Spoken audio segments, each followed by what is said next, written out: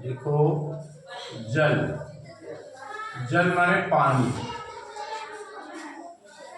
पानी आज के युग में बचाना, जल संरक्षण एक आंदोलन चल रहा है। जल का उतने उपयोग करो जितना जरूरी है। लोग समरसेबल चला लिए हैं, पूरा द्वार पानी से भर देते हैं, लेकिन ये जान लो कि हम लोगों ने जल को देखा है कहाँ कहाँ, कुएं में, नदी में और तालाबों में। लेकिन आज न तो कुएं में मिल रहा है, न तालाब में मिल रहा है, नदी में बरसात में थोड़ा बहुत पानी मिल रहा है। पानी की इतनी किल्लत होगी कि अगली लड़ाई हमें लग रहा है कि जो तीसरा विश्व युद्ध होगा वो पानी के लिए ही होगा। राजस्थान में जब आप जाते हो तो वहाँ पर पक्का कुआं बनाया जाता है और वहाँ पर ऊंट से पानी ढो के लाते हैं और इस कुएं में डालते हैं, बड़ी शुद्धता के साथ उसको रखते हैं और उसका उपयोग करते हैं। आप थोड़ा सा सोच लो, ये जल जो है वो सीमित ऊर्जा माता है। सीमित ऊर्जा माता, सीमित ऊर्जा माने जो खत्म होने वाला है, खत्म होने वाला है। इसमें जो जल है वो 97% समुद्र में पाया जाता है। समुद्र तो जैसा कि पता है कि कैसा पानी होता है, खाना पीने का हम उपयोग नहीं कर सकते। दूसरा हमारा है 2% ग्लेशियर। ग्लेशियर सुनते हो ना कि ग्लेशियर पिघल रहा है। ग्लेशियर क्या कर रहा है? पिघल रहा है। इसका मतलब है कि बर्फ पिघल रही है वहाँ पर, ग्लेशियर वहाँ पे बर्फ पड़ी है, बर्फ पिघलती है तो वो पानी नदी की धाराओं, नदी बन करके बहते हुए नीचे आता है, पृथ्वी पर हम लोगों को मिलता है। लेकिन ये भी क्या हो रहा है? गल रहा है, बर्फ वहाँ की गल रही, जिससे आगे जल के हमें ये भी नहीं मिलने वाला है। तीसरा है 1%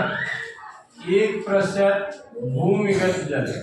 भूमिगत जल जो हम हैंडपंप से नीचे से, धरती के नीचे से निकाल रहे हैं, वो है 1%।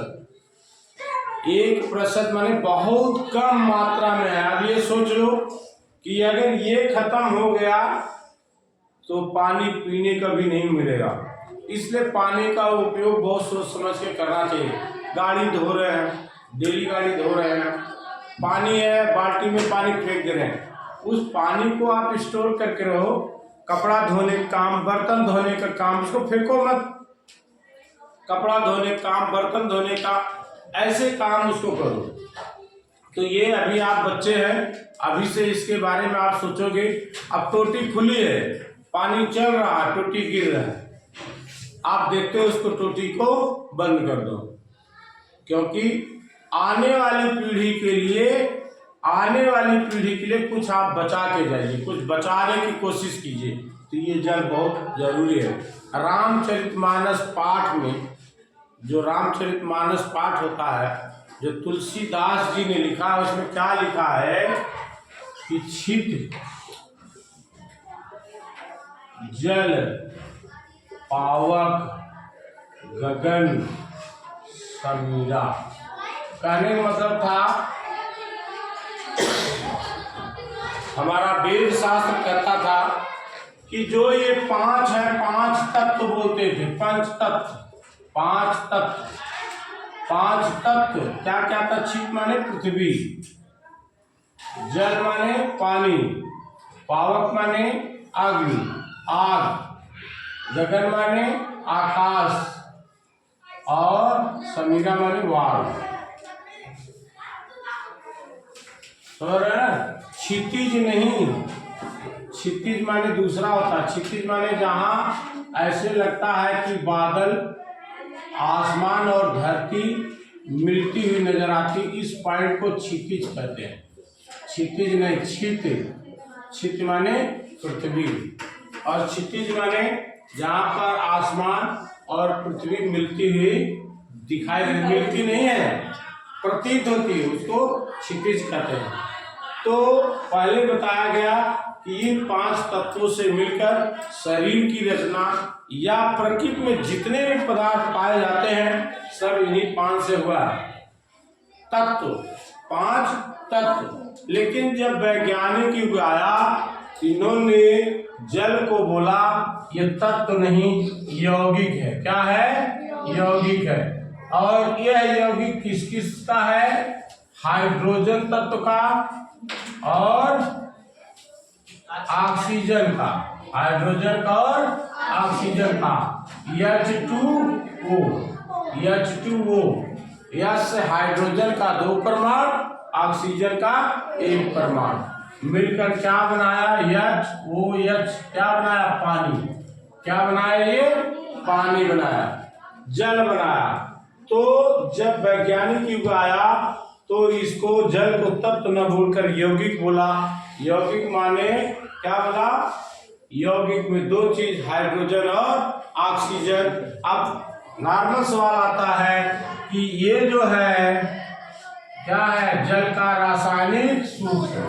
आदमी पूछता है कि जल का रासायनिक सूत्र क्या है, तो आपको बताना है H2O। अब एक सवाल आया था बहुत बढ़िया कि अगर बर्फ किसी झील, तालाब, नदी में जब बर्फ जम जाती है उसमें मछलियां कैसे जिंदा रहती हैं? ध्यान दो, ये आपका मान लो एक तालाब है, इसमें जो है आपका पानी। ठंडी का मौसम आया, जैसे डल झील कश्मीर में है, ठंडी का सीजन आया, इस पे क्या होगा? ठोस बर्फ जम गई। ठोस बर्फ जम गई। ये जमेगी बर्फ तक जब 0 सेंटीग्रेड हो। तापमान कितना हो जाएगा? 0 सेंटीग्रेड। लेकिन ये बर्फ क्यों ऊपर आ गई? क्योंकि बर्फ का घनत्व कम है। बर्फ का घनत्व कम है। बर्फ का घनत्व क्या है? कम है। और पानी का ज्यादा है। पानी का ज्यादा। तो जो घनत्व ज्यादा होगा वो नीचे हो जाएगा, जिसका घनत्व कम होगा वो ऊपर हो जाएगा। तो जब ये 0 सेंटीग्रेड है, 1 सेंटीग्रेड, 2 सेंटीग्रेड, तो ये नीचे की पानी जो है ये नहीं जमता है, सिर्फ ऊपर ही जमता है। और इसके ऊपर आदमी पैदल भी चल सकता है। इतना ठोस हो जाता है, इसके ऊपर आदमी पैदल भी चल सकता है। तो इसलिए 0 सेंटीग्रेड। अब इसके अंदर रहने वाली मछलियां क्या होंगी? जिंदा रहेंगी। क्या रहेंगी? जिंदा रहेंगी। समझ में आ गया? अभी जैसे एक ये है ड्रम है, इस ड्रम में हमने इतना पानी रख दिया। क्या रख दिया? पानी। इसके ऊपर पेट्रोल डीजल रख दिया। और हमको बताना पड़े कि ये बताइए कि इसमें पानी का मिलावट है या नहीं है। तो गेज से नापते, गेज देखो, गेज से नापते ना, जो गेज है उसमें क्या करो? पूरे में कोलगेट लगा दो।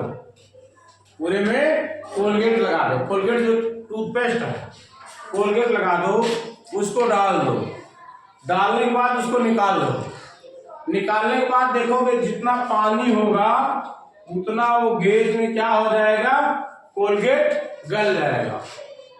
और सरसों का तेल लो और पानी लो, एक बोतल में डालो, तो क्या होगा? पानी नीचे हो जाएगा और सरसों का तेल ऊपर हो जाएगा। क्योंकि सरसों का तेल का क्या घनत्व कम है, पानी का घनत्व ज्यादा है, इसलिए पानी नीचे बढ़ जाएगा और तेल ऊपर हो जाएगा। तो ये पहचान होती है।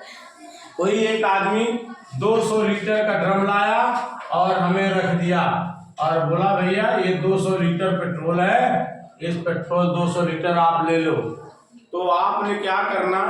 जो नापने वाला गेज होता है उस गेज में पूरा ये कोलगेट लगा दो। कोलगेट लगा के उसके अंदर डाल दो, तो जितनी दूरी पे पानी होगा वो पूरा क्या होगा? कोलगेट गल के गिर जाएगा। और जो पेट्रोल में कोलगेट डाला जाएगा वो नहीं गलेगा। समझ में नहीं आया?